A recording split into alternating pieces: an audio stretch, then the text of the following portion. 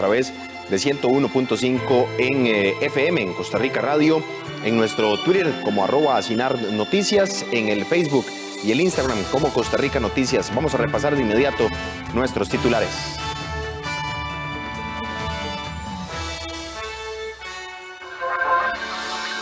Caja Costarricense de Seguro Social realizará nuevos tamizajes masivos en zonas y personas en condición vulnerable. Ministerio de Hacienda extendió el plazo para entregar la declaración de impuestos a todos sus contribuyentes. Penas de cárcel y multas por acoso callejero son una realidad desde ayer martes. Corte Suprema de Estados Unidos reactivó las ejecuciones federales después de 17 años de suspensión. La Caja Costarricense de Seguro Social realizará nuevos tamizajes masivos en zonas y personas en condición vulnerable para identificar nuevos casos del coronavirus. Las personas que sufren alguna enfermedad crónica, que presentan factores de riesgo, los lugares con condiciones de hacinamiento o con alta densidad poblacional serán las prioridades de la Caja Costarricense de Seguro Social cuando realice los próximos testeos masivos para identificar casos nuevos de COVID-19. La vulnerabilidad es cuando yo no tengo la capacidad de resistir ante una amenaza, y en este momento hablamos de una amenaza a la salud y que puede distribuirse de diferentes maneras. Pueden haber condiciones de vulnerabilidad asociadas a las condiciones de la población, a la densidad poblacional, a los grupos de edad de más riesgo, a las condiciones de hacinamiento, a los estilos de vida, y también pueden haber condiciones de vulnerabilidad que están asociadas propiamente a la persona, como las enfermedades crónicas o la condición de salud de la cual nosotros padecemos. Este tipo de tamizaje ya se aplica en otras comunidades. Por ejemplo, durante toda esta semana, la Municipalidad de Escazú, junto con la organización administradora de los EBAIS de ese cantón, realizarán pruebas para identificar casos de coronavirus en las zonas más vulnerables. Se trata de barrios como El Carmen, Corazón de Jesús, San Francisco de Asís y Bajo Anonos. Hay una necesidad de identificar personas que posiblemente puedan tener el virus de forma activa y personas que presentan síntomas o que han sido contactos directos de casos positivos. Entonces nuestro personal de salud, para evitar que esas personas tengan que salir de su aislamiento o que aumente el posible contagio a la comunidad, más bien se desplaza a las casas de estas personas y ahí nosotros en el domicilio tomamos las muestras de los hisopados. Las instituciones seguimos coordinando tareas para luchar de frente al COVID-19.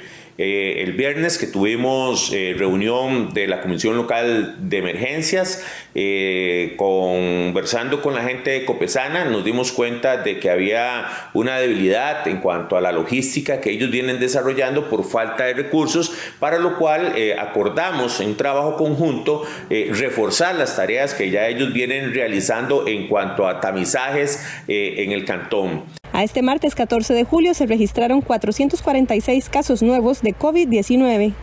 La Asamblea Legislativa se encuentra dividida debido a que un grupo de diputados insiste en que el Congreso deben verse solo temas relacionados a la atención de la pandemia que se vive por el COVID-19. Sin embargo, otro grupo de legisladores considera que debe existir control político y que las investigaciones en comisiones como la de UPAD deben continuar.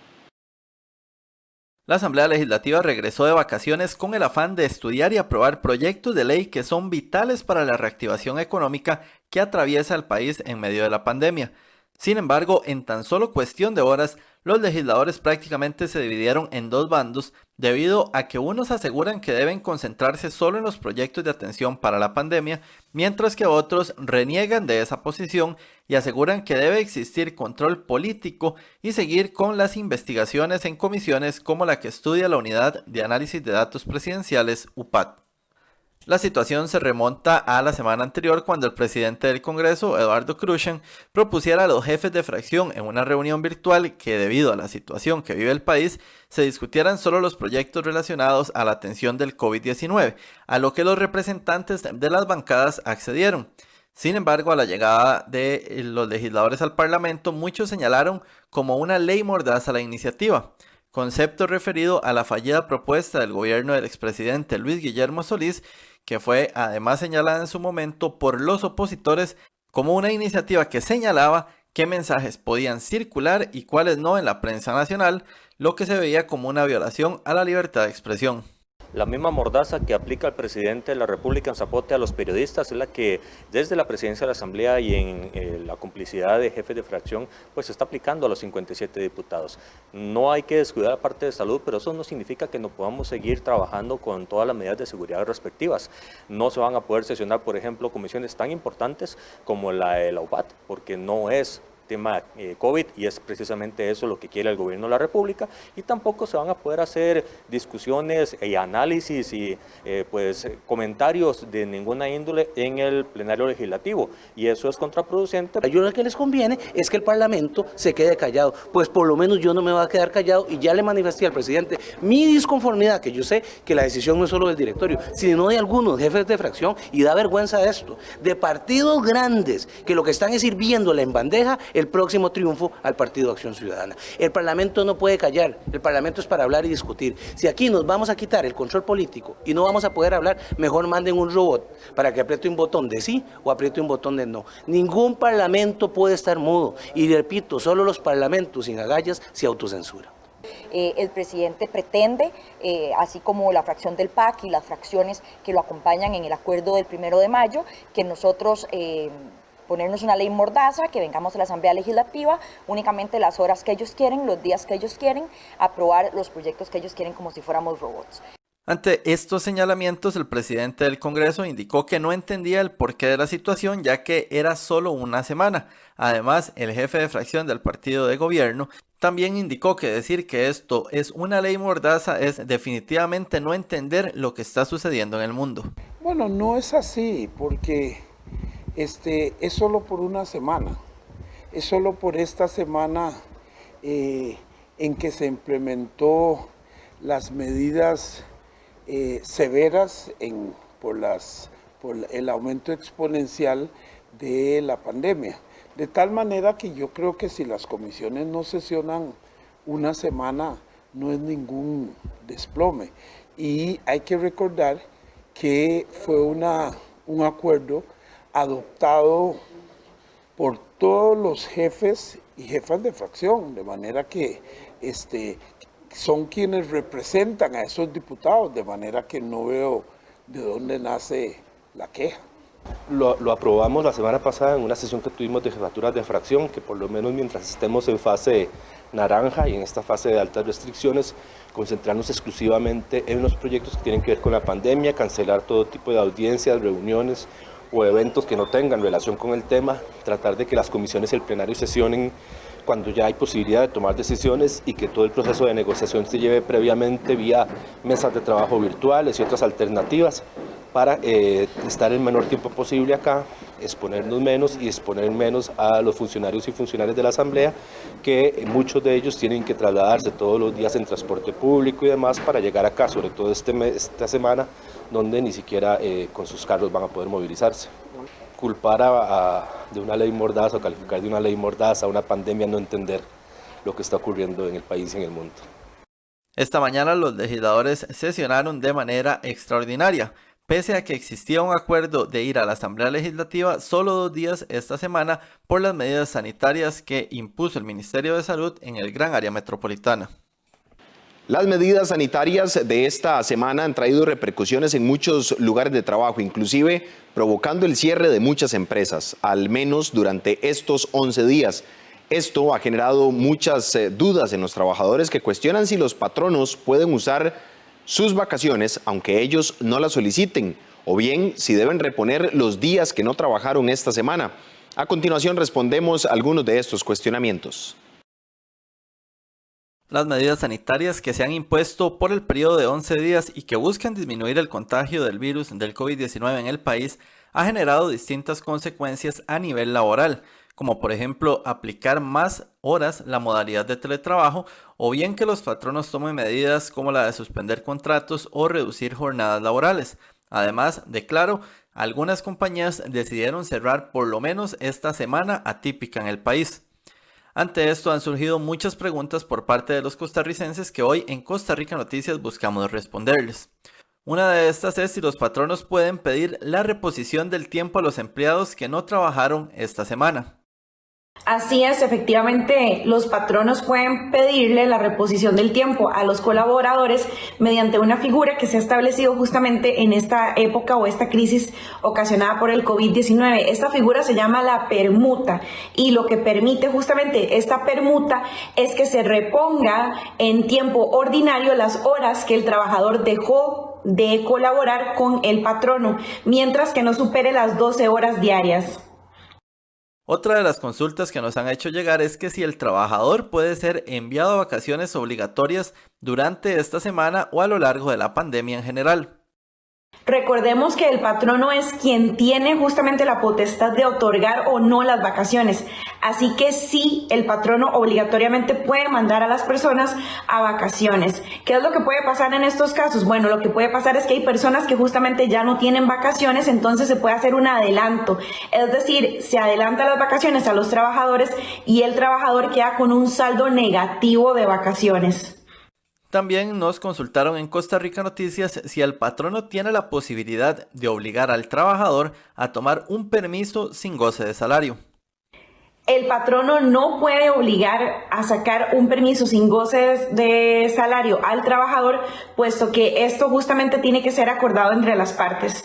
Entonces, pues no es una manera factible justamente para estos días o esta semana que estamos con medidas más restrictivas, pues el obligar a un trabajador a que tome un permiso sin goce de salario. La experta en Derecho Laboral también aseguró que los patronos en este momento pueden optar nuevamente por la reducción de jornadas laborales o la suspensión de contratos siempre y cuando sigan los pasos que exige el Ministerio de Trabajo. Una iniciativa de empresas privadas llamada Gente Ayudando Gente busca proveer de alimentos a las mujeres jefas de hogar que han quedado desempleadas o que les han reducido las jornadas laborales durante la pandemia. La meta es que la entrega de 5,000 cajas y de manera especial a mujeres que pertenecen al sector turismo o restaurantes. La Unión Costarricense de Cámaras y Asociaciones del Sector Privado, junto con la Cámara Nacional de Turismo y otras organizaciones, se aliaron con el objetivo de lanzar el proyecto Gente Ayudando Gente. Este proyecto consiste en la entrega de 5,000 cajas alimentarias a mujeres jefas de hogar que hayan perdido el empleo o les hayan reducido las jornadas en los últimos meses producto de la pandemia. Este lanzamiento que esta mañana Dios nos permite realizar tiene un mensaje de esperanza a aquellas mujeres valientes que luchan por su familia, que saben lo que es dar día a día lo mejor de sí y sobre todo el amor con que trabajan. Hoy, lamentablemente, decirles que las cifras de desempleo, que las cifras de contratos suspendidos y que las cifras de jornadas también restringidas tienen lamentablemente rostro de mujer. De acuerdo con la UCAEP, el sector empresarial emplea alrededor de 211,000 personas de forma directa y 600,000 personas de forma indirecta, de las cuales gran parte son mujeres y se han visto afectadas durante estos meses de pandemia. Este es un programa que ha estado pensado alrededor de cerca de 45 organizaciones que conformamos la Unión de Cámaras, en donde nos ha unido un sentimiento de solidaridad y sobre todo responsabilidad con esas mujeres jefas de hogar que han estado empleadas en sectores, particularmente el de turismo y el de restaurantes, que es el que el día de hoy represento, y en donde las cifras, como bien lo decía doña Maritza, son alarmantes. Esto tiene que ser un llamado de atención precisamente para no quedarnos de brazos cruzados, y eso es lo que hemos querido a través de estas organizaciones. Las cajas solidarias tienen un valor que ronda entre los 15,000 colones y todas las empresas interesadas en donar pueden hacerlo a través de la página cajasolidariacr.com. Cada caja incluye alimentos como arroz, frijoles, azúcar, sal, café, avena, leche en polvo, pasta, aceite, atún, harina, trigo y sirope. Precisamente lo que busca es llevar una caja solidaria que contenga productos alimenticios de primera necesidad a cerca de 5,000 familias, que de forma inicial es nuestra meta para arrancar, para que puedan ser distribuidas a lo largo y ancho del país. en aquellas zonas principalmente en donde las cifras de desempleo y el cierre de actividades, nuevamente como las de turismo y restaurantes, prioritariamente en esta primera etapa van a ser atendidas. Las mujeres que estén interesadas en recibir una de ellas pueden contactarse con la empresa para la que laboraban o laboran en jornada reducida. La empresa se encargará de contactar a la UCAEP o a la Cámara Nacional de Turismo. La iniciativa incluye a todo el territorio nacional. El Ministerio de Hacienda extendió el plazo para entregar la declaración de impuestos a todos sus contribuyentes que debían realizar el trámite esta semana. La nueva fecha se la damos a conocer en la siguiente nota. El Ministerio de Hacienda aprobó una ampliación en el plazo de las declaraciones de impuestos de los contribuyentes que debían presentar los documentos durante la presente semana, por lo que tendrán hasta el próximo lunes para realizar este trámite. La decisión se tomó debido a que en gran parte del país se mantiene la alerta naranja por el COVID-19, lo que genera que la mayoría de sucursales bancarias permanezcan cerradas durante estas fechas. Las medidas incluyen la declaratoria de impuestos del valor agregado, es decir, del IVA, la cual debe ser presentada por más de 400,000 contribuyentes. Entre estas tenemos la declaración del impuesto al valor agregado, el IVA, que tienen que presentar todos los que hacen factura, son más de 400,000 contribuyentes. Además, la declaración del régimen simplificado, al cual están inscritas pulperías, restaurantes, sodas, pequeños comercios, y tienen que declarar tanto IVA como renta. Además, también debe darse la declaración de renta sobre los bienes de capital. Entre las más importantes se encuentra la declaración de renta sobre bienes de capital para todos aquellos que hacen alquileres tanto residenciales como comerciales. El lunes 20, día importante en la presentación de declaraciones ante Hacienda. El Ministerio de Hacienda suspendió la atención de manera presencial en sus oficinas. Sin embargo, los contribuyentes pueden realizar gestiones a través de la Administración Tributaria Virtual en su página web. Quienes no hagan la declaratoria en el tiempo correspondiente se exponen a una multa de 220,000 colones. A esta hora hacemos una pausa comercial, ya regresamos con más información en 24 horas en Noticias. Quédese con nosotros. Para el BCR, su salud va primero. El BCR le enseña de forma rápida y fácil cómo realizar transacciones bancarias al utilizar sus canales digitales, bancobcr.com y app BCR Móvil. Ingrese al canal de YouTube del Banco de Costa Rica y encuentre diferentes tutoriales para aprender de manera muy sencilla a realizar sus transacciones más frecuentes. Por su seguridad y la nuestra, utilice los canales digitales del BCR. Quedémonos en casa. Somos el Banco de Costa Rica. Si usted es parte de un medio regional o simplemente quiere compartir información de su comunidad, escríbanos a costarricanoticiasregional@gmail.com y sea parte del único noticiero colaborativo creado por los medios regionales y alternativos de Costa Rica.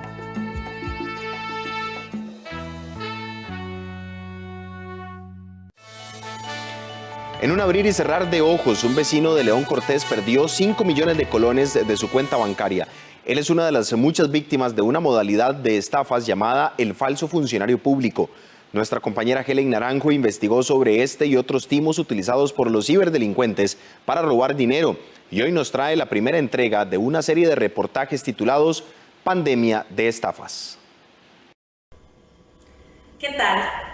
Paralelo a la pandemia sanitaria que vive Costa Rica, se han desarrollado otra serie de pandemias. Está la pandemia económica y la pandemia social, pero también las autoridades de seguridad han detectado otra pandemia que está dañando y afectando a los costarricenses y es la pandemia de estafas. Y así titulamos precisamente una serie de reportajes que desarrollamos en Costa Rica Noticias, donde decidimos adentrarnos un poco más en esta investigación. El día de hoy, en nuestra primera entrega, hablaremos de los timos que existen, cuáles han sido los más populares en los últimos meses y las cifras con aumentos alarmantes. Veamos.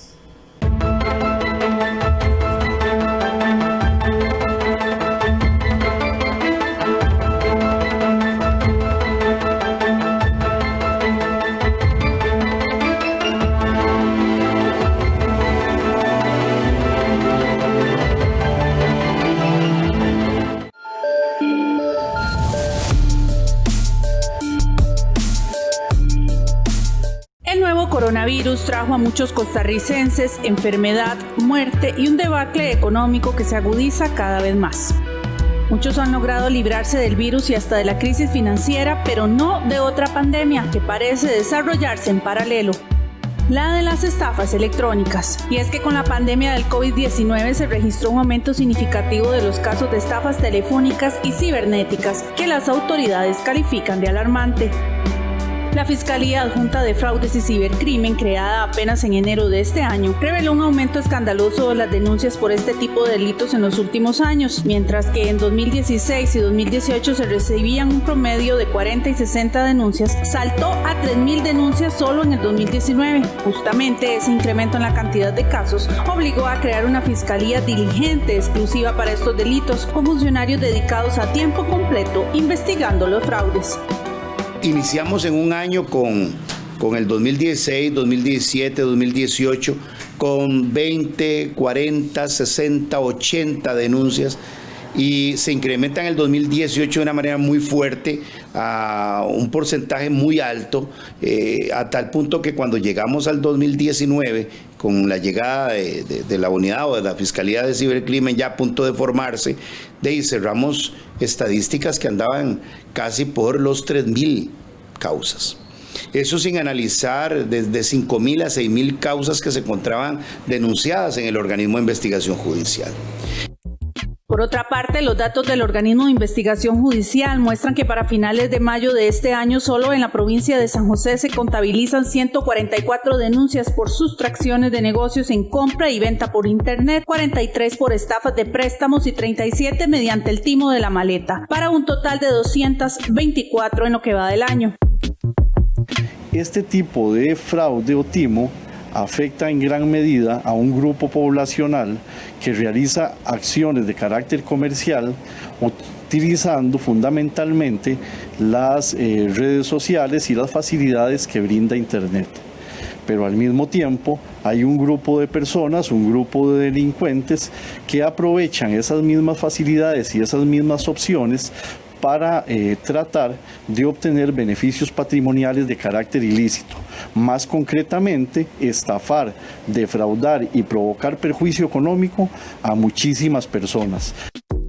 Cada caso es una persona, una familia y una historia que contar. En Costa Rica Noticias conversamos con varias víctimas de estafas y hoy les presentamos nuestro primer caso. Esa persona solicitó proteger su identidad por un asunto de seguridad, pero decidió compartir la historia para que otros no caigan en la trampa que le hizo perder 5 millones de colones de la noche a la mañana. Este dinero era la reserva con la que contaba para el sustento familiar.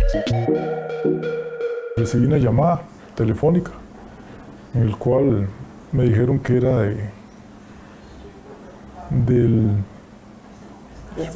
de Hacienda y que aparentemente tenía trazada la firma digital, que era lo que necesitaba para vender mi café, ¿verdad? Y entonces pues obviamente me agarraron muy fácil y yo creí que realmente era de Hacienda, ¿verdad? Porque tenían todo, tenían número de cédula, tenían dirección, sabían dónde trabajaba yo, en cuáles organizaciones tenía. Mira, usted es parte de esta organización, usted es parte de esta otra, o sea, todo. Y lo conocían todo, ¿verdad? Entonces, sí, pues uno se convence, ¿verdad?, de que realmente es cierto que hay gente ahí. Y entonces me mandaron al banco a sacar el token para poder hacer la firma digital, ¿verdad? Y yo pues fui, ¿verdad?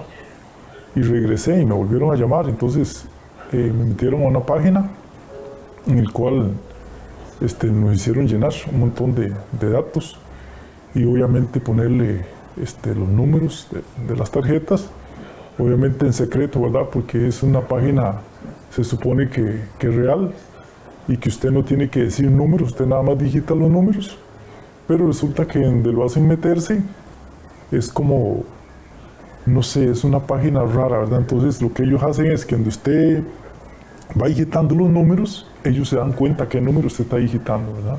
Es como que se los copian. Entonces a la hora que usted llena la información, ellos empiezan a sacarle la plata y usted no se da cuenta. El timo con el que estafaron a este vecino de León Cortés se denomina falso funcionario público y forma parte de una serie de fraudes que usan los ciberdelincuentes para hacer caer a sus víctimas. Los datos del OIJ arrojaron que solo en la provincia de San José se habían recibido en los primeros 4 meses del año 180 denuncias bajo esta modalidad, lo que significó un perjuicio de 500 millones de pérdidas a sus víctimas. Nosotros lo denominamos falso funcionario público en virtud de que la persona, el delincuente o el sujeto que toma la determinación de realizar el fraude se identifica como tal. ¿Cómo funciona este fraude? Primero, hacen una llamada telefónica a una víctima a quien han seleccionado previamente y se identifican generalmente como funcionarios del Ministerio de Hacienda. Le señalan a la persona o a la víctima que la llamada obedece a que se logró detectar que el Ministerio de Hacienda está haciendo una rebaja irregular a su salario o que está cobrando de más a temas relacionados con el pago de impuestos y que como consecuencia de un estudio que se ha hecho internamente en el Ministerio de Hacienda están llamando a las personas afectadas para devolverles el dinero. Este es el primer anzuelo que enlazan. Obviamente lo que pretenden es generar interés en la víctima dirigido a obtener un dinero que aparentemente fue apropiado de manera ilegítima por el Estado. El OIJ tiene determinados 4 tipos de timos: el de compras por internet, el de ventas por internet, el llamado timo de la maleta y el de préstamos. El de compra por internet consiste en que el timador publica por medio de la web la venta de algún artículo que genera interés por parte de alguna persona que lo contacta para saber del producto. Cuando se ponen de acuerdo con el precio, el estafador le envía un número de cuenta para que haga la transferencia y quedan en que el artículo le llegará por correo o encomienda. Sin embargo, el ofendido hace el pago y nunca recibe nada a cambio. En el caso de las ventas, inicia cuando una persona divulga la venta de algún bien por internet. El estafador lo contacta y le dice que comprará el producto, finge ser un depósito y envía una foto del voucher para que la víctima crea que ya cuenta con el dinero en su cuenta. Manda un taxi a recoger el artículo, pero en realidad el depósito nunca se dio y el voucher es falso. Lo que pasa fue que a mí me llamaron, parecía muy serio, un call center del ICE. Se suponía que me había ganado, en ese entonces era un iPhone 7, cuando esos estaban recién salidos acá en las secciones del ICE y todo eso.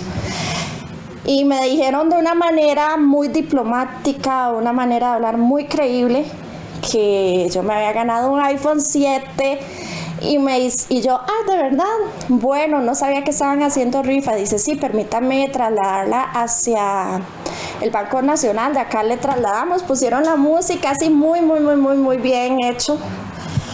Entonces me contestó otra persona y me dice, usted, Maricruz Fonseca Bermúdez, accedieron a mi cédula, no sé cómo. Me dijeron que si le permitía nada más los datos de la tarjeta, y yo les pregunté, ¿cómo cuáles? Y bueno, me dijeron, su número de cuenta es tal, nada más lo que necesitamos para hacerle, también de un depósito de un dinero, más el teléfono, y para poderlo retirar eran los últimos 3 dígitos de mi tarjeta, que yo jamás se los iba a dar, porque ya yo más o menos tenía conocimiento de que eso estaba sucediendo. Y me seguía queriendo rodar, como hacerme caer, y yo le decía que no, y llegó al término que se enojaron y muy molestos me dijeron, pero es que usted ¿qué piensa? Que nosotros la vamos a estafar, esto es algo serio, usted ha sido la ganadora, es un iPhone, me decía. El fraude de la maleta está muy de moda y resulta más complejo. En este caso, la víctima es una persona que ofrece un negocio o servicio, propiedad o arrendamiento. Esta persona es contactada por el estafador, que finge interés en adquirir el bien, pero para cancelarla necesita que le recoja una maleta en el aeropuerto. El timador inventa que tuvo un atraso y no podrá retirar el equipaje, por lo que solicita dinero prestado al ofendido y que éste recoja la maleta. Si la persona accede a prestar el dinero e ir por la maleta, cuando llega al sitio se da cuenta inmediato que fue engañado engañado y para ese momento ya dio su dinero. El último timo de préstamos de dinero, en este caso la víctima contacta por redes sociales o vía telefónica a una empresa o persona que dice prestar dineros sin condiciones ni requisitos. El supuesto prestamista le indica que solo con el nombre y número de cédula su dinero está aprobado, pero debe realizar un depósito para los gastos administrativos. Una vez realizado este pago, nunca recibe el préstamo.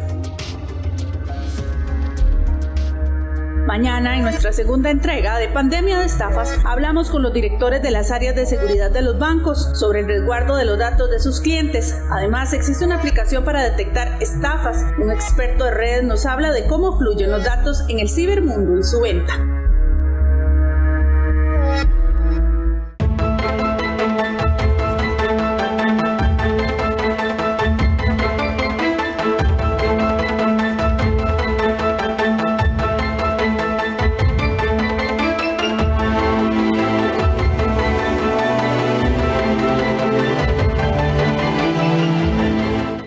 Penas de cárcel y multas por acoso callejero son una realidad desde ayer martes, luego de la aprobación en segundo debate de la ley que penaliza esta práctica. La iniciativa contempla una reforma al Código Penal para que se castigue esta práctica con multas de hasta 50% de los ingresos totales de la persona acosadora.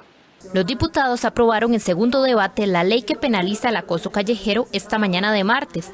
El proyecto fue aprobado de forma unánime por 48 diputados y contempla la reforma al Código Penal para que se castigue esta práctica con multa de hasta 50% de los ingresos totales de la persona acosadora. La iniciativa dice que serán castigados con multas de 15 a 30 días quienes pronuncien o dirijan silbidos, ruidos, jadeos, gemidos o ademanes con connotación sexual hacia otra persona. Estas fueron algunas de las reacciones tras la aprobación de este proyecto. El día de hoy hemos votado en segundo debate y en forma unánime el proyecto contra el acoso sexual callejero. Este proyecto da un mensaje contundente a nuestra población y es que el acoso sexual callejero es inaceptable en nuestra sociedad. Es una conducta que ahora se tipifica como delito porque viene a afectar a las personas, pero especialmente a las mujeres y a las mujeres jóvenes y a las niñas en su derecho a la libertad, a la seguridad y a la integridad. Estamos muy contentas porque acabamos de dar segundo debate a la ley contra el acoso sexual callejero. Esta es una gran lucha y un gran triunfo para nosotras. ¿Por qué razón? Porque vamos a contar con un instrumento jurídico para poder transitar de manera más libre y segura en los espacios públicos, en nuestras ciudades, en nuestras comunidades. Esto no es suficiente, sin embargo, aporta a la lucha y el esfuerzo por nuestros derechos. Vamos a seguir adelante y un agradecimiento muy profundo a todas las mujeres que pusieron su granito de arena para contar con esta ley. Por su parte, el Instituto Nacional de las Mujeres señaló que la aprobación de esta ley es un avance fundamental para reducir la alta impunidad que existe frente a esta forma de violencia que sufren a diario las mujeres. Hace muy pocos minutos el plenario legislativo ha aprobado de manera unánime el proyecto de ley contra el acoso sexual callejero. Las mujeres tenemos derecho a caminar por la ciudad sin tener miedo. Las ciudades también son nuestras. Y mientras se logra un cambio cultural que destierre la naturalización de las agresiones que recibimos en las calles y en los servicios, el Estado debe de garantizar nuestro acceso a la justicia. La ley estipula que quienes practiquen el exhibicionismo o masturbación en público se exponen a penas de cárcel que van desde los 8 a 12 meses de prisión, así como quienes produzcan contenido sexual audiovisual se exponen a castigos de 30 a 35 días y penas de cárcel que van desde los 10 hasta los 18 meses.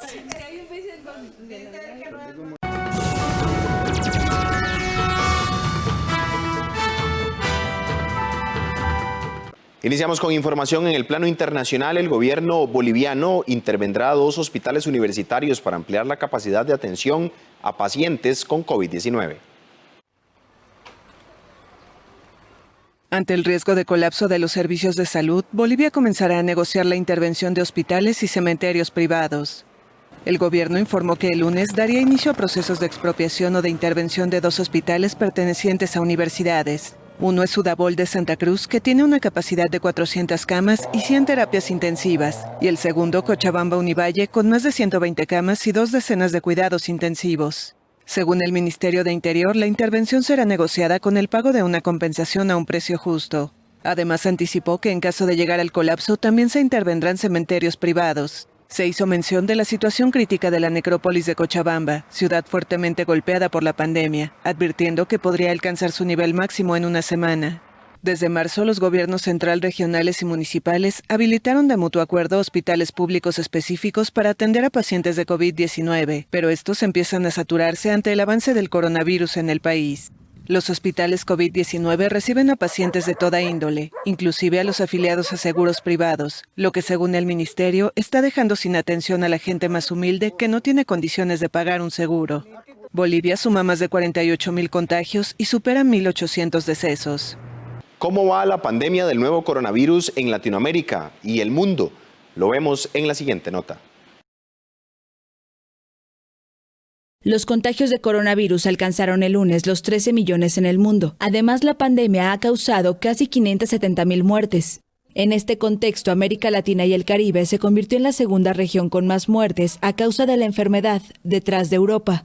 Con casi 146.000 fallecidos, la región supera a Estados Unidos y Canadá, que acumulan 144.000 decesos, y se ubica detrás de Europa, que registra casi 203.000 muertos, según un recuento de la France Press, basado en datos oficiales. La pandemia golpea particularmente a Brasil, el país más afectado de la región y segundo del mundo, con casi 73.000 decesos y más de 1.800.000 contagiados.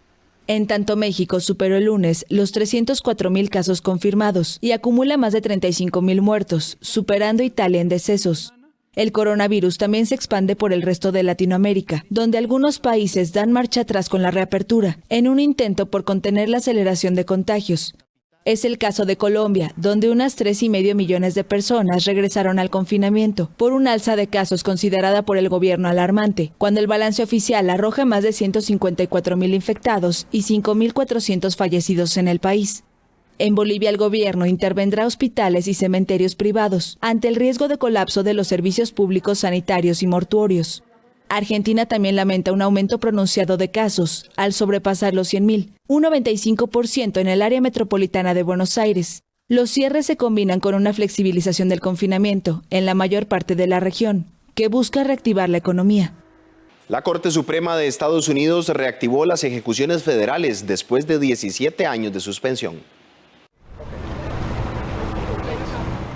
Vuelven las ejecuciones federales en Estados Unidos tras 17 años. La Corte Suprema las autorizó el martes, anulando una decisión anterior de otro tribunal que las aplazaba. La sentencia contra un supremacista blanco condenado por asesinar a una familia de 3 en 1996 estaba prevista para el lunes en una prisión del estado de Indiana.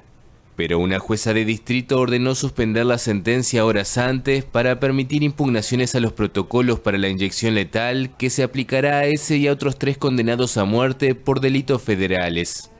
El Departamento de Justicia apeló inmediatamente la sentencia y el máximo tribunal estadounidense le dio la razón. La Corte Suprema argumentó que los detenidos no han hecho lo necesario que justifique una intervención en el último momento de un tribunal federal.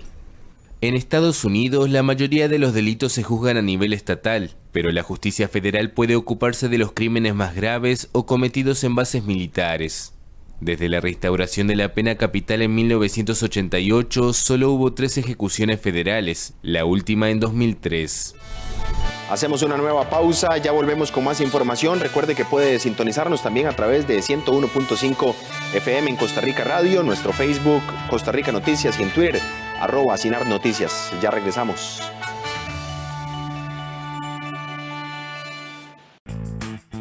Para el BCR, su salud va primero. Evite el contacto al pagar. Utilice la pulsera o el sticker para compras del BCR de forma rápida y fácil, sin contacto. Solicítelos a través de bancobcr.com y en la app BCR Móvil, completando el formulario electrónico. Por su conveniencia y seguridad, utilice la pulsera o el sticker para compras del BCR. Somos el Banco de Costa Rica.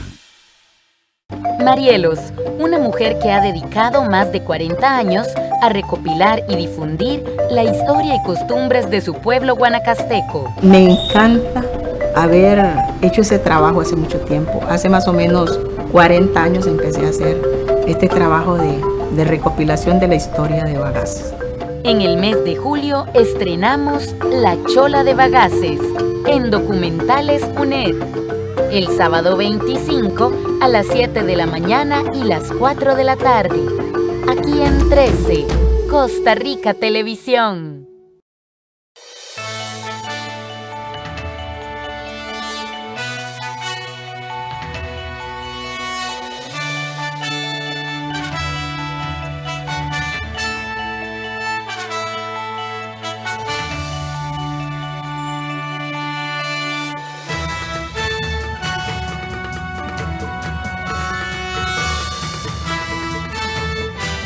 ¿Qué tal? Buenos días. Gracias por estar en sintonía de Costa Rica Noticias, 24 horas sin noticias, nuestra primera edición. Recuerde que puede seguirnos a través de 101.5 en FM, en Costa Rica Radio, en nuestro Twitter como @AsinarNoticias, en el Facebook y el Instagram como Costa Rica Noticias. Vamos a repasar de inmediato nuestros titulares.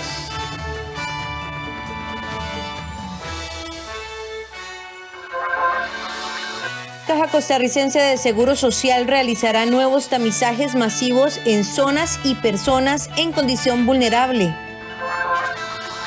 Ministerio de Hacienda extendió el plazo para entregar la declaración de impuestos a todos sus contribuyentes. Penas de cárcel y multas por acoso callejero son una realidad desde ayer martes. Corte Suprema de Estados Unidos reactivó las ejecuciones federales después de 17 años de suspensión. La Caja Costarricense de Seguro Social realizará nuevos tamizajes masivos en zonas y personas en condición vulnerable para identificar nuevos casos del coronavirus. Las personas que sufren alguna enfermedad crónica, que presentan factores de riesgo, los lugares con condiciones de hacinamiento o con alta densidad poblacional serán las prioridades de la Caja Costarricense de Seguro Social cuando realice los próximos testeos masivos para identificar casos nuevos de COVID-19. La vulnerabilidad es cuando yo no tengo la capacidad de resistir ante una amenaza, y en este momento hablamos de una amenaza a la salud y que puede distribuirse de diferentes maneras. Pueden haber condiciones de vulnerabilidad asociadas a las condiciones de la población, a la densidad poblacional, a los grupos de edad de más riesgo, a las condiciones de hacinamiento, a los estilos de vida, y también pueden haber condiciones de vulnerabilidad que están asociadas propiamente a la persona, como las enfermedades crónicas o la condición de salud de la cual nosotros padecemos. Este tipo de tamizaje ya se aplica en otras comunidades. Por ejemplo, durante toda esta semana, la Municipalidad de Escazú, junto con la organización administradora de los EBAIS de ese cantón, realizarán pruebas para identificar casos de coronavirus en las zonas más vulnerables. Se trata de barrios como El Carmen, Corazón de Jesús, San Francisco de Asís y Bajo Anonos. Hay una necesidad de identificar personas que posiblemente puedan tener el virus de forma activa y personas que presentan síntomas o que han sido contactos directos de casos positivos. Entonces nuestro personal de salud, para evitar que esas personas tengan que salir de su aislamiento o que aumente el posible contagio a la comunidad, más bien se desplaza a las casas de estas personas y ahí nosotros en el domicilio tomamos las muestras de los hisopados. Las instituciones seguimos coordinando tareas para luchar de frente al COVID-19. El viernes que tuvimos reunión de la Comisión Local de Emergencias, conversando con la gente de Copesana, nos dimos cuenta de que había una debilidad en cuanto a la logística que ellos vienen desarrollando por falta de recursos, para lo cual acordamos en trabajo conjunto reforzar las tareas que ya ellos vienen realizando en cuanto a tamizajes en el cantón. A este martes 14 de julio se registraron 446 casos nuevos de COVID-19. La Asamblea Legislativa se encuentra dividida debido a que un grupo de diputados insiste en que el Congreso deben verse solo temas relacionados a la atención de la pandemia que se vive por el COVID-19. Sin embargo, otro grupo de legisladores considera que debe existir control político y que las investigaciones en comisiones como la de UPAD deben continuar. La Asamblea Legislativa regresó de vacaciones con el afán de estudiar y aprobar proyectos de ley que son vitales para la reactivación económica que atraviesa el país en medio de la pandemia. Sin embargo, en tan solo cuestión de horas, los legisladores prácticamente se dividieron en dos bandos debido a que unos aseguran que deben concentrarse solo en los proyectos de atención para la pandemia, mientras que otros reniegan de esa posición y aseguran que debe existir control político y seguir con las investigaciones en comisiones como la que estudia la Unidad de Análisis de Datos Presidenciales, UPAD. La situación se remonta a la semana anterior cuando el presidente del Congreso, Eduardo Krúchen, propusiera a los jefes de fracción en una reunión virtual que debido a la situación que vive el país, se discutieran solo los proyectos relacionados a la atención del COVID-19, a lo que los representantes de las bancadas accedieron.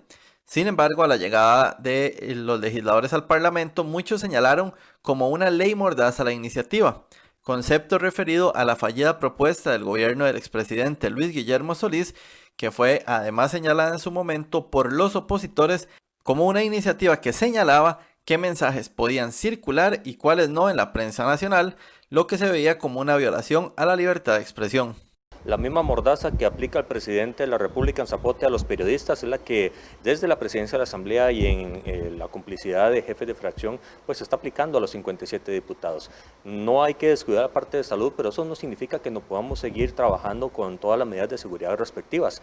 No se van a poder sesionar, por ejemplo, comisiones tan importantes como la de la UPAD, porque no es tema COVID y es precisamente eso lo que quiere el gobierno de la República, y tampoco se van a poder hacer discusiones y análisis y pues comentarios de ninguna índole en el plenario legislativo, y eso es contraproducente. A ellos lo que les conviene es que el Parlamento se quede callado, pues por lo menos yo no me voy a quedar callado, y ya le manifesté al presidente mi disconformidad, que yo sé que la decisión no es solo del directorio, sino de algunos jefes de fracción, y da vergüenza esto, de partidos grandes que lo que están es sirviéndole en bandeja el próximo triunfo al Partido Acción Ciudadana. El Parlamento no puede callar, el Parlamento es para hablar y discutir. Si aquí nos vamos a quitar el control político y no vamos a poder hablar, mejor manden un robot para que apriete un botón de sí o apriete un botón de no. Ningún Parlamento puede estar mudo, y repito, solo los parlamentos sin agallas se autocensuran.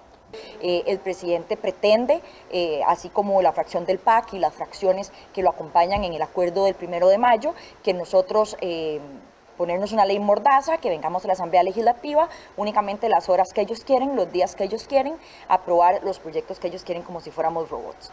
Ante estos señalamientos, el presidente del Congreso indicó que no entendía el porqué de la situación, ya que era solo una semana. Además, el jefe de fracción del partido de gobierno también indicó que decir que esto es una ley mordaza es definitivamente no entender lo que está sucediendo en el mundo. Bueno, no es así, porque es solo por una semana, es solo por esta semana en que se implementó las medidas severas por el aumento exponencial de la pandemia. De tal manera que yo creo que si las comisiones no sesionan una semana, no es ningún desplome. Y hay que recordar que fue un acuerdo adoptado por todos los jefes y jefas de fracción, de manera que son quienes representan a esos diputados, de manera que no veo de dónde nace la queja. Lo aprobamos la semana pasada en una sesión que tuvimos de jefaturas de fracción, que por lo menos mientras estemos en fase naranja y en esta fase de altas restricciones, concentrarnos exclusivamente en los proyectos que tienen que ver con la pandemia, cancelar todo tipo de audiencias, reuniones o eventos que no tengan relación con el tema, tratar de que las comisiones y el plenario sesionen cuando ya hay posibilidad de tomar decisiones y que todo el proceso de negociación se lleve previamente vía mesas de trabajo virtuales y otras alternativas para estar el menor tiempo posible acá, exponernos menos y exponer menos a los funcionarios y funcionarias de la Asamblea, que muchos de ellos tienen que trasladarse todos los días en transporte público y demás para llegar acá, sobre todo esta semana, donde ni siquiera con sus carros van a poder movilizarse. culpar de una ley mordaza o calificar de una ley mordaza a una pandemia, no entender lo que está ocurriendo en el país y en el mundo. Esta mañana los legisladores sesionaron de manera extraordinaria. Pese a que existía un acuerdo de ir a la Asamblea Legislativa solo 2 días esta semana por las medidas sanitarias que impuso el Ministerio de Salud en el gran área metropolitana. Las medidas sanitarias de esta semana han traído repercusiones en muchos lugares de trabajo, inclusive provocando el cierre de muchas empresas, al menos durante estos 11 días. Esto ha generado muchas dudas en los trabajadores que cuestionan si los patronos pueden usar sus vacaciones aunque ellos no las soliciten, o bien si deben reponer los días que no trabajaron esta semana. A continuación respondemos a algunos de estos cuestionamientos. Las medidas sanitarias que se han impuesto por el periodo de 11 días y que buscan disminuir el contagio del virus del COVID-19 en el país ha generado distintas consecuencias a nivel laboral, como por ejemplo aplicar más horas la modalidad de teletrabajo o bien que los patronos tomen medidas como la de suspender contratos o reducir jornadas laborales. Además, declaro, algunas compañías decidieron cerrar por lo menos esta semana atípica en el país. Ante esto han surgido muchas preguntas por parte de los costarricenses que hoy en Costa Rica Noticias buscamos responderles. Una de estas es si los patronos pueden pedir la reposición del tiempo a los empleados que no trabajaron esta semana. Así es, efectivamente, los patronos pueden pedirle la reposición del tiempo a los colaboradores mediante una figura que se ha establecido justamente en esta época o esta crisis ocasionada por el COVID-19. Esta figura se llama la permuta y lo que permite justamente esta permuta es que se reponga en tiempo ordinario las horas que el trabajador dejó de colaborar con el patrono, mientras que no supere las 12 horas diarias. Otra de las consultas que nos han hecho llegar es que si el trabajador puede ser enviado a vacaciones obligatorias durante esta semana o a lo largo de la pandemia en general. Recordemos que el patrono es quien tiene justamente la potestad de otorgar o no las vacaciones. Así que sí, el patrono obligatoriamente puede mandar a las personas a vacaciones. ¿Qué es lo que puede pasar en estos casos? Bueno, lo que puede pasar es que hay personas que justamente ya no tienen vacaciones, entonces se puede hacer un adelanto. Es decir, se adelanta las vacaciones a los trabajadores y el trabajador queda con un saldo negativo de vacaciones. También nos consultaron en Costa Rica Noticias si el patrono tiene la posibilidad de obligar al trabajador a tomar un permiso sin goce de salario. El patrono no puede obligar a sacar un permiso sin goce de salario al trabajador, puesto que esto justamente tiene que ser acordado entre las partes. Entonces, pues no es una manera factible justamente para estos días o esta semana que estamos con medidas más restrictivas, pues el obligar a un trabajador a que tome un permiso sin goce de salario.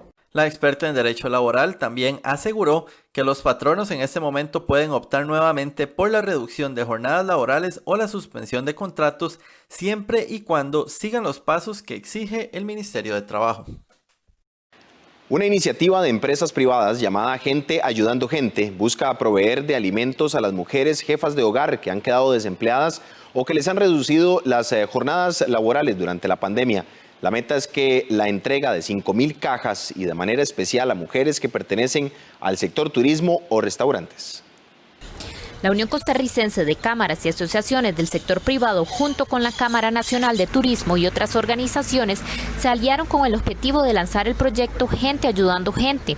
Este proyecto consiste en la entrega de 5,000 cajas alimentarias a mujeres jefas de hogar que hayan perdido el empleo o les hayan reducido las jornadas en los últimos meses producto de la pandemia.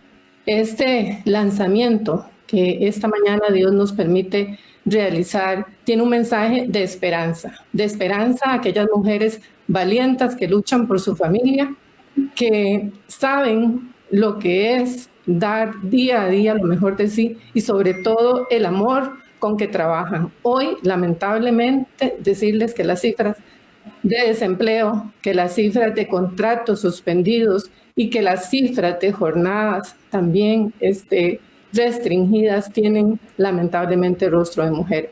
De acuerdo con la UCAEP, el sector empresarial emplea alrededor de 211,000 personas de forma directa y 600,000 personas de forma indirecta, de las cuales gran parte son mujeres y se han visto afectadas durante estos meses de pandemia. Este es un programa que ha estado pensado alrededor de cerca de 45 organizaciones que conformamos la Unión de Cámaras, en donde nos ha unido un sentimiento de solidaridad y sobre todo responsabilidad con esas mujeres jefas de hogar que han estado empleadas en sectores, particularmente el de turismo y el de restaurantes, que es el que el día de hoy represento, y en donde las cifras, como bien lo decía doña Maritza, son alarmantes. Esto tiene que hacer un llamado de atención precisamente para no quedarnos de brazos cruzados, y eso es lo que hemos querido a través de estas organizaciones. Las cajas solidarias tienen un valor que ronda entre los 15.000 colones y todas las empresas interesadas en donar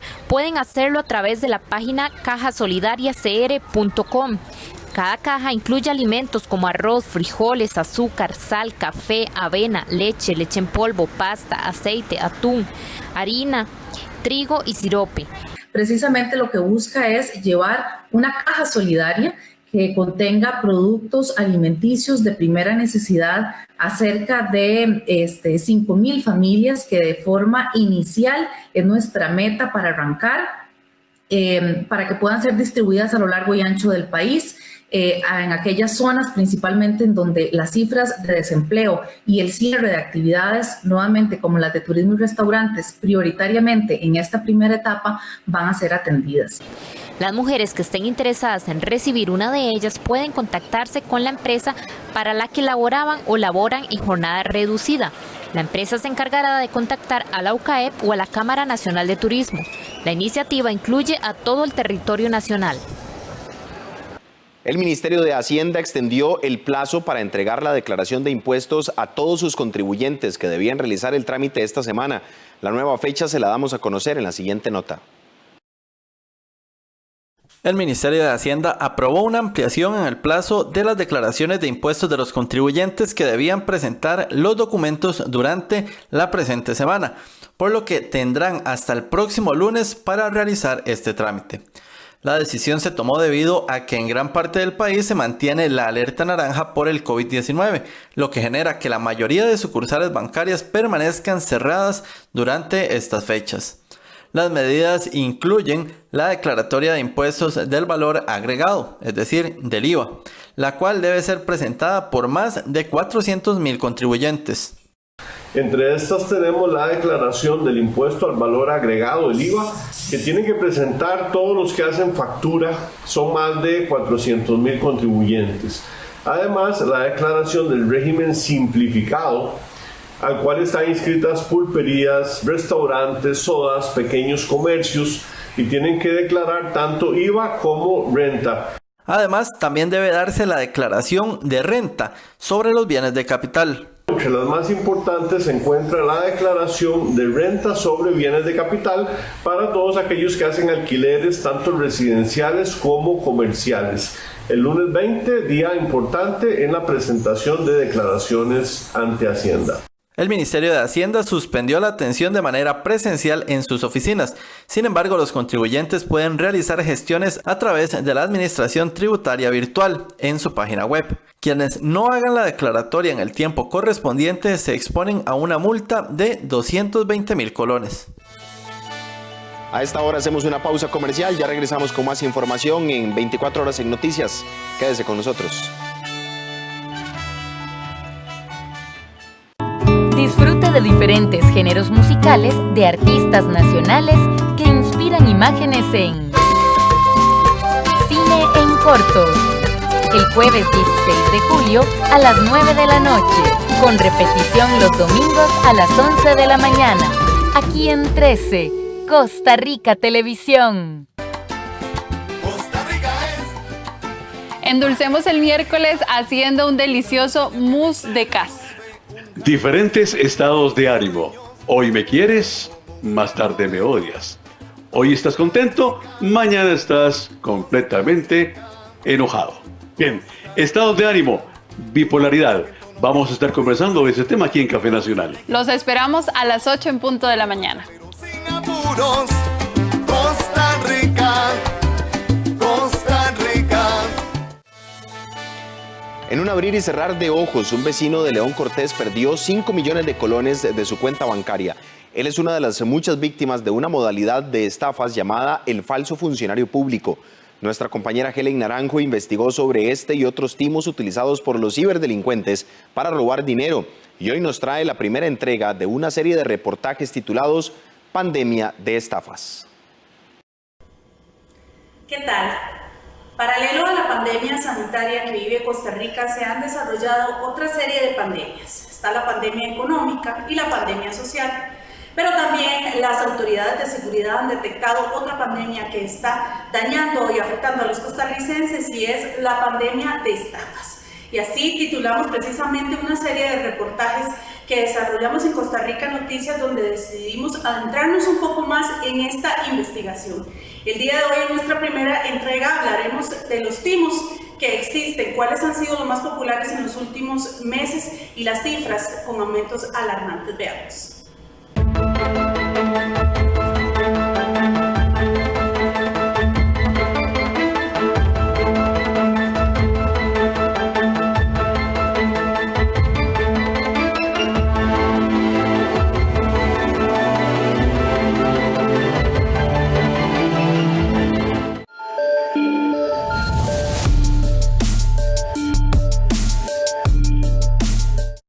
Coronavirus trajo a muchos costarricenses enfermedad, muerte y un debacle económico que se agudiza cada vez más. Muchos han logrado librarse del virus y hasta de la crisis financiera, pero no de otra pandemia que parece desarrollarse en paralelo, la de las estafas electrónicas. Y es que con la pandemia del COVID-19 se registró un aumento significativo de los casos de estafas telefónicas y cibernéticas que las autoridades califican de alarmante. La Fiscalía Adjunta de Fraudes y Cibercrimen, creada apenas en enero de este año, reveló un aumento escandaloso de las denuncias por este tipo de delitos en los últimos años, mientras que en 2016 y 2018 se recibían un promedio de 40 y 60 denuncias, saltó a 3.000 denuncias solo en el 2019. Justamente ese incremento en la cantidad de casos obligó a crear una fiscalía diligente exclusiva para estos delitos, con funcionarios dedicados a tiempo completo investigando los fraudes. Iniciamos en un año con el 2016, 2017, 2018, con 20, 40, 60, 80 denuncias y se incrementa en el 2018 de una manera muy fuerte a un porcentaje muy alto, a tal punto que cuando llegamos al 2019, con la llegada de la unidad o de la Fiscalía de Cibercrimen ya a punto de formarse, cerramos estadísticas que andaban casi por los 3.000 causas. Eso sin analizar desde 5.000 a 6.000 causas que se encontraban denunciadas en el organismo de investigación judicial. Por otra parte, los datos del organismo de investigación judicial muestran que para finales de mayo de este año solo en la provincia de San José se contabilizan 144 denuncias por sustracciones de negocios en compra y venta por internet, 43 por estafas de préstamos y 37 mediante el timo de la maleta, para un total de 224 en lo que va del año. Este tipo de fraude o timo afecta en gran medida a un grupo poblacional que realiza acciones de carácter comercial utilizando fundamentalmente las redes sociales y las facilidades que brinda Internet.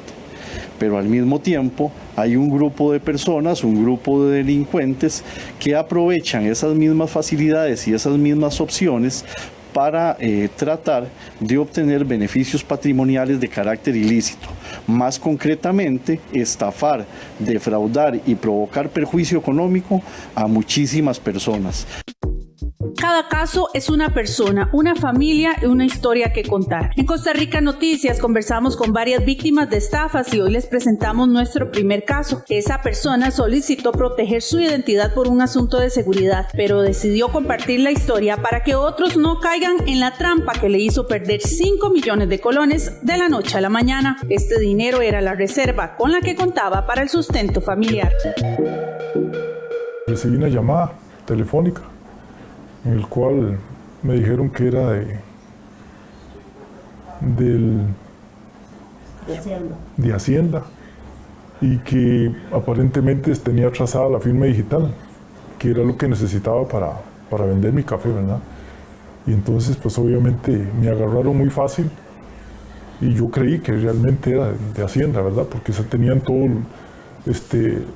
tenían número de cédula, tenían dirección, sabían dónde trabajaba yo, en cuáles organizaciones tenía. Mira, usted es parte de esta organización, usted es parte de esta bolsa, o sea, todo. Y lo conocían todo, ¿verdad? Entonces, pues uno se convence, ¿verdad?, de que realmente es cierto que hay gente ahí. Y entonces me mandaron al banco a sacar el token para poder hacer la firma digital, ¿verdad? Y yo pues fui, ¿verdad?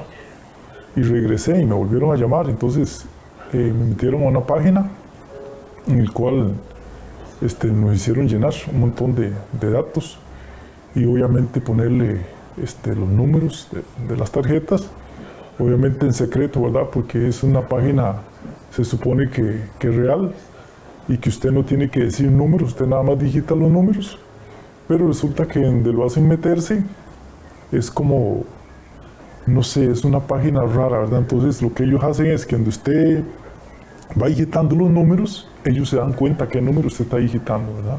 Es como que se los copian.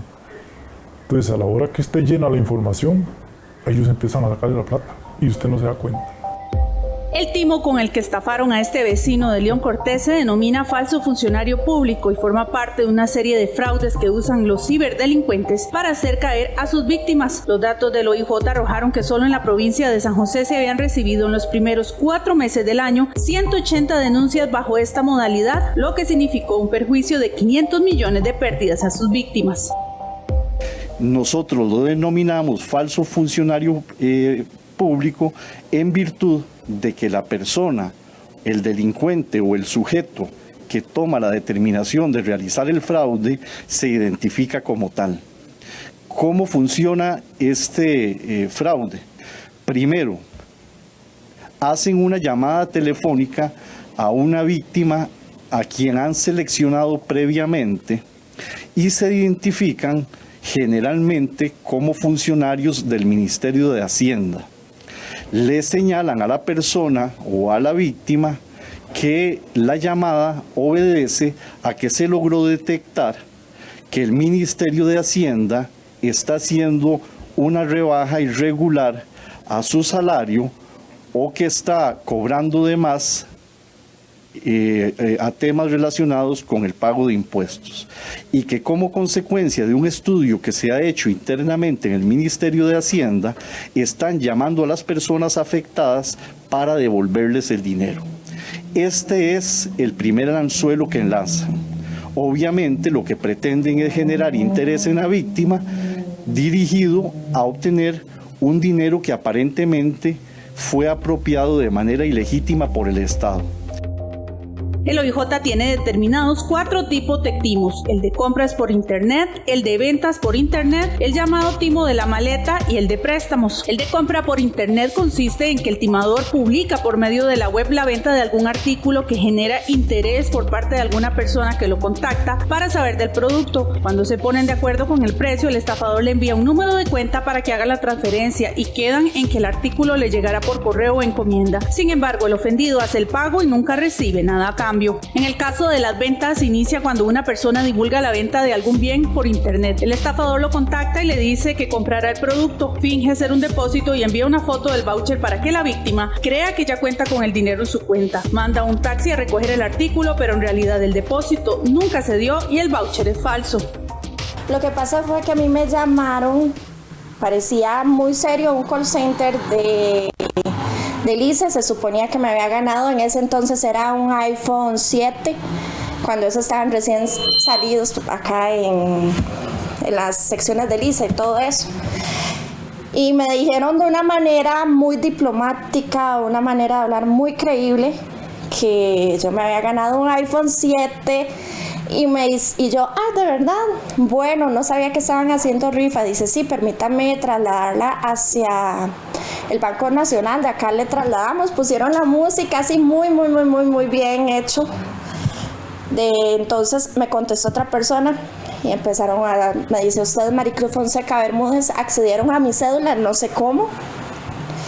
Me dijeron que si le permitía nada más los datos de la tarjeta, y yo les pregunté, ¿cómo cuáles? Y bueno, me dijeron, su número de cuenta es tal, nada más lo que necesitamos para hacerle, bueno, también de un depósito de un dinero, más el teléfono, y para poderlo retirar eran los últimos 3 dígitos de mi tarjeta, que yo jamás se los iba a dar porque ya yo más o menos tenía conocimiento de que eso estaba sucediendo. Y me seguía queriendo rodar, como hacerme caer, y yo le decía que no. Y llegó al término que se enojaron y muy molestos me dijeron, pero es que usted ¿qué piensa? Que nosotros la vamos a estafar, esto es algo serio, usted ha sido la ganadora, es un iPhone, me decía.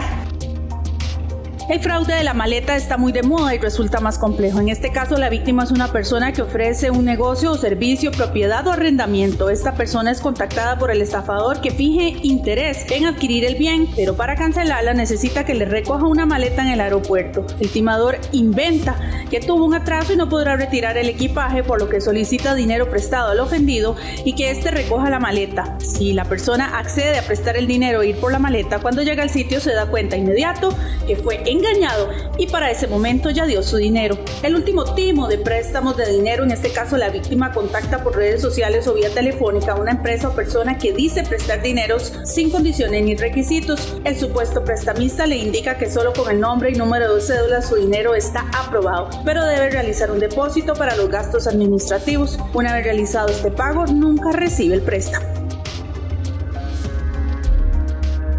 Mañana, en nuestra segunda entrega de Pandemia de Estafas, hablamos con los directores de las áreas de seguridad de los bancos sobre el resguardo de los datos de sus clientes. Además, existe una aplicación para detectar estafas. Un experto de redes nos habla de cómo fluyen los datos en el cibermundo y su venta.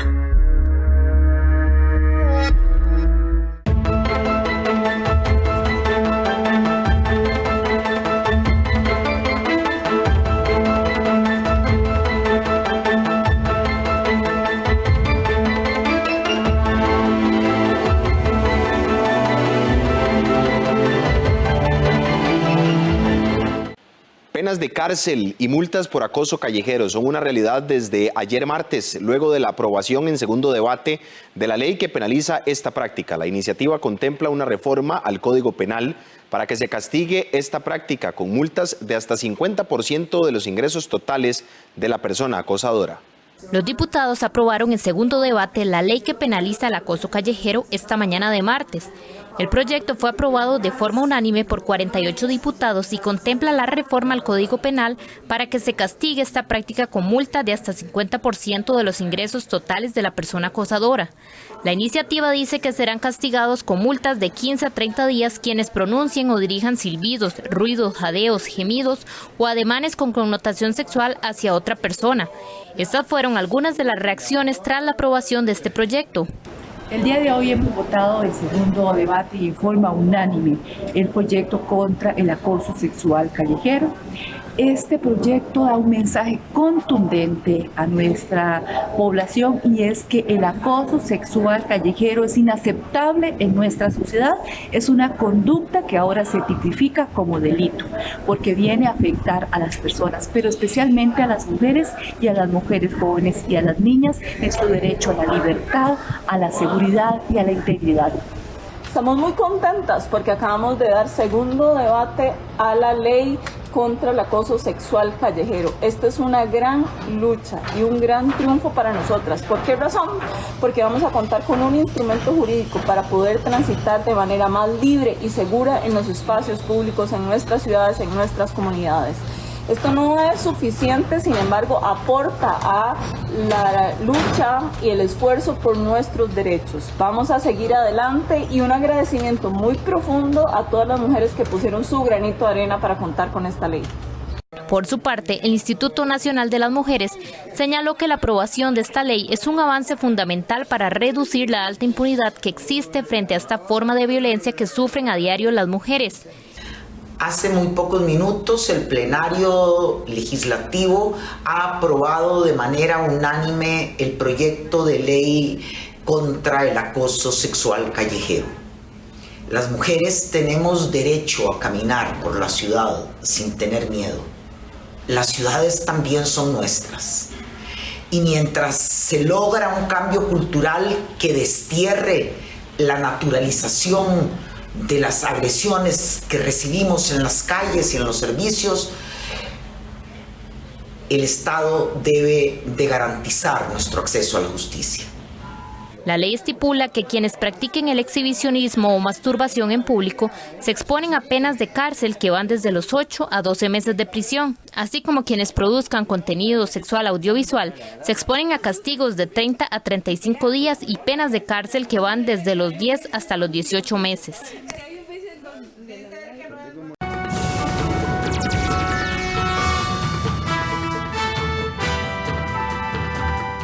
Iniciamos con información en el plano internacional. El gobierno boliviano intervendrá 2 hospitales universitarios para ampliar la capacidad de atención a pacientes con COVID-19. Ante el riesgo de colapso de los servicios de salud, Bolivia comenzará a negociar la intervención de hospitales y cementerios privados.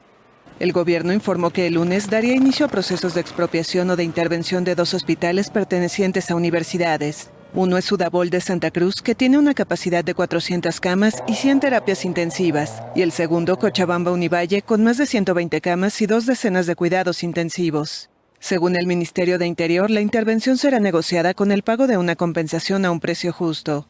Además, anticipó que en caso de llegar al colapso, también se intervendrán cementerios privados. Se hizo mención de la situación crítica de la necrópolis de Cochabamba, ciudad fuertemente golpeada por la pandemia, advirtiendo que podría alcanzar su nivel máximo en una semana. Desde marzo, los gobiernos central, regionales y municipales habilitaron de mutuo acuerdo hospitales públicos específicos para atender a pacientes de COVID-19, pero estos empiezan a saturarse ante el avance del coronavirus en el país. Los hospitales COVID-19 reciben a pacientes de toda índole, inclusive a los afiliados a seguros privados, lo que según el ministerio está dejando sin atención a la gente más humilde que no tiene condiciones de pagar un seguro. Bolivia suma más de 48.000 contagios y supera 1.800 decesos. ¿Cómo va la pandemia del nuevo coronavirus en Latinoamérica y el mundo? Lo vemos en la siguiente nota. Los contagios de coronavirus alcanzaron el lunes los 13 millones en el mundo. Además, la pandemia ha causado casi 570.000 muertes. En este contexto, América Latina y el Caribe se convirtió en la segunda región con más muertes a causa de la enfermedad, detrás de Europa. Con casi 146.000 fallecidos, la región supera a Estados Unidos y Canadá, que acumulan 144.000 decesos, y se ubica detrás de Europa, que registra casi 203.000 muertos, según un recuento de la France Press basado en datos oficiales. La pandemia golpea particularmente a Brasil, el país más afectado de la región y segundo del mundo, con casi 73.000 decesos y más de 1.800.000 contagiados. En tanto, México superó el lunes los 304.000 casos confirmados y acumula más de 35.000 muertos, superando a Italia en decesos. El coronavirus también se expande por el resto de Latinoamérica, donde algunos países dan marcha atrás con la reapertura, en un intento por contener la aceleración de contagios. Es el caso de Colombia, donde unas 3,5 millones de personas regresaron al confinamiento por un alza de casos considerada por el gobierno alarmante, cuando el balance oficial arroja más de 154.000 infectados y 5.400 fallecidos en el país. En Bolivia, el gobierno intervendrá hospitales y cementerios privados ante el riesgo de colapso de los servicios públicos sanitarios y mortuorios. Argentina también lamenta un aumento pronunciado de casos, al sobrepasar los 100.000, un 95% en el área metropolitana de Buenos Aires. Los cierres se combinan con una flexibilización del confinamiento en la mayor parte de la región, que busca reactivar la economía. La Corte Suprema de Estados Unidos reactivó las ejecuciones federales después de 17 años de suspensión. Vuelven las ejecuciones federales en Estados Unidos tras 17 años. La Corte Suprema las autorizó el martes, anulando una decisión anterior de otro tribunal que las aplazaba. La sentencia contra un supremacista blanco condenado por asesinar a una familia de 3 en 1996 estaba prevista para el lunes en una prisión del estado de Indiana. Pero una jueza de distrito ordenó suspender la sentencia horas antes para permitir impugnaciones a los protocolos para la inyección letal que se aplicará a ese y a otros 3 condenados a muerte por delitos federales. El Departamento de Justicia apeló inmediatamente la sentencia y el máximo tribunal estadounidense le dio la razón. La Corte Suprema argumentó que los detenidos no han hecho lo necesario que justifique una intervención en el último momento de un tribunal federal. En Estados Unidos, la mayoría de los delitos se juzgan a nivel estatal, pero la justicia federal puede ocuparse de los crímenes más graves o cometidos en bases militares. Desde la reinstauración de la pena capital en 1988, solo hubo 3 ejecuciones federales, la última en 2003. Hasta aquí nuestra primera edición, 24 horas en noticias. Les esperamos a las 12 mediodía con nuestra segunda entrega informativa y a las 7 de la noche nuestra edición estelar. Recuerde mantenerse informado con todas nuestras plataformas digitales, nuestra página web, el Facebook, el Instagram, los podcasts también en nuestra cuenta de Spotify. Los esperamos a las 12 mediodía con más información en Costa Rica Noticias. Feliz mañana.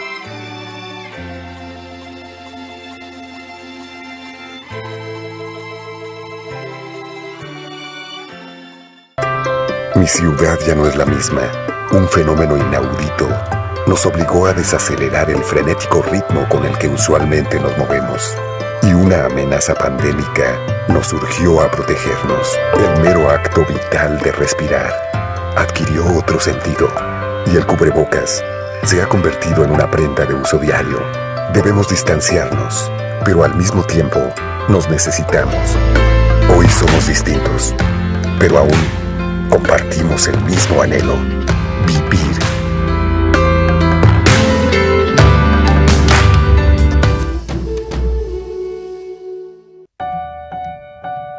Ventanas al mundo. ¿Qué ves por tu ventana? Miles de niños y niñas de América Latina y el mundo compartieron sus dibujos para mostrarnos sus miradas. Ya se puede recorrer la muestra virtual. Ingresa a www.ventanasalmundo.com y descubre las miradas de los niños y niñas de todo el planeta. Ventanas al Mundo, una iniciativa de Paca Paca con el apoyo de UNICEF y TAL. Estás viendo 13, Costa Rica Televisión. Si perdemos los arrecifes de coral es como si perdiéramos los bosques en tierra y quedaran pastizales, por ejemplo.